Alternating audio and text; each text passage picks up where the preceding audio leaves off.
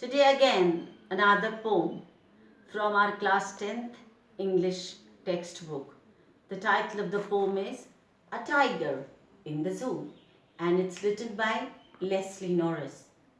What was the point of the poet Leslie Norris to write this poem? A tiger in the zoo? Underline tiger and underline zoo, children. It shows that the tiger is not in its natural habitat. Tiger is confined in a zoo. While we go through this poem, it has 5 stanzas. We'll come to know what the poet wants to tell to his readers. Alright, as I go through the poem, there will be number of poetic devices.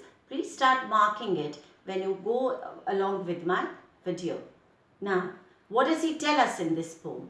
He tells us, he makes a contrast, he strikes a contrast of the tiger who is confined in a zoo to a tiger who is in its natural habitat, that is the jungle or the forest. And starting with the first stanza, he stalks in his vivid stripes the few steps of his cage on paths of white velvet in his quiet rage. First of all, please mark he. He is given this he is using for tiger. That means the element or personification has been used. The poetic device first is the personification. He stalks means he quietly moves with in his vivid stripes. As we know, the tiger is a very majestic animal. He has those golden and black stripes on its body, which shows how majestic the tiger is. But unfortunately, the poem opens from a cage wherein the tiger is imprisoned and he has a small area, children, to move about. And on paths of velvet quiet, he's used the poetic device of metaphor here.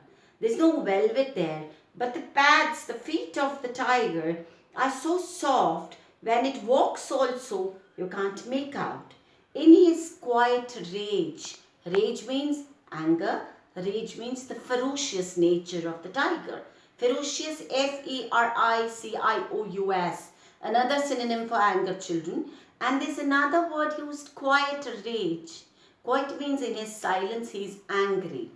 The poet has made use of another poetic device called the oxymoron. Oxymoron is a poetic device, children, wherein we have quite opposite meanings. That's quiet and that's rage. I'm moving on to the second stanza. He should be lurking in the shadow, sliding through long grass near the water hole where plump deer pass. Poet is saying, where should this tiger have been basically? This tiger should have been hiding in the jungle, in the shadow, walking slowly through the long grass because his appetite can be filled by the plump fat deer. His favorite hunt is the plump deer. That is his favorite prey, P-R-E-Y, children. So he's lurking there, silently walking, he should have been, to hunt for its prey. We're moving on to the third, children. He should be snarling around at the jungle's edge, baring his white fangs, his claws, terrorizing the village. Now there are 2-3 meanings embedded here, children. The poet says that he should have been making loud noises around houses near the jungle edges. Why? Either there can be 2 points. One, that to scare people, not to trouble the wild animals in the forests. Number 2 can be to terrorize people, not to hunt more animals, not to make them, not to trouble animals. Number 4th stanza, children. But he is locked in a concrete cell, his strength behind bars, stalking the length of the cage, ignoring visitors. The 4th stanza, he is coming back to the original opening stanza, children. He says where the tiger should have been as per the poet, in the jungle. in the forest, in its natural habitat, in its freedom. But unfortunately, he is confined, imprisoned in the cage, behind the concrete bars. He's stalking, means walking up and down that small area of the cage, and he is ignoring the visitors. Every stanza has the element of personification, children. And he's ignoring the visitors. Why is he ignoring the visitors? Because he's not paying any heed to them. His freedom is not given to him, children.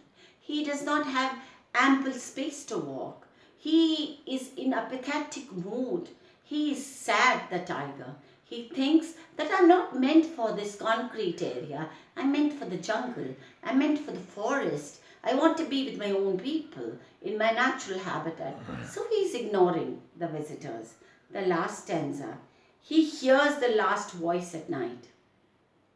The patrolling cars, and stares with his brilliant eyes at the brilliant stars. The poet says that he hears now the last voice of the patrolling cars. Patrolling.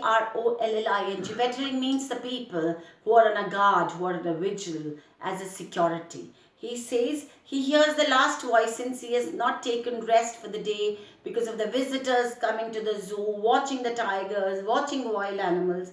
So during the night also, when he hears the last call of these patrolling cars inside the area, zooming around in their cars, he gets disturbed. And the poet says that he stares with his brilliant eyes at the brilliant stars. He's using repetition here, children, which emphasizes the fact, the intensity of the helplessness of this tiger. Intensity of the helplessness, how much silent he is inside the cage. Now that was the poem, children, the summary. So what did we learn from that? What is Leslie Norris trying to tell us? Number one, that the tiger should be in its natural habitat. Number two, that he is not meant for the zoo. Number three, everybody loves freedom and everybody can grow in freedom, which is our birthright. So I said by and by lots of poetic devices have been used in this poem, children. One, I said the personification, then I said the metaphor, then I used oxymoron. There is another poetic device used, children, that is enjambment. When you go through the poem, you'll see two lines running without a punctuation mark. So what did we learn again from this poem? That animals, wild animals, they are meant for the jungles, they're meant for the forest, their place is there, they need to be on their own, and their liberty, their freedom cannot be taken. Children, that was a summary, and I'll take up a few questions now. The first question which is coming to my mind is, who should the tiger have, where should the tiger have been as per the poet? As I said, the tiger should have been in its natural habitat, in the forest, in the jungle, moving around, catching its prey and living independently. Number second, why should the tiger snarl around houses at the edge of the houses?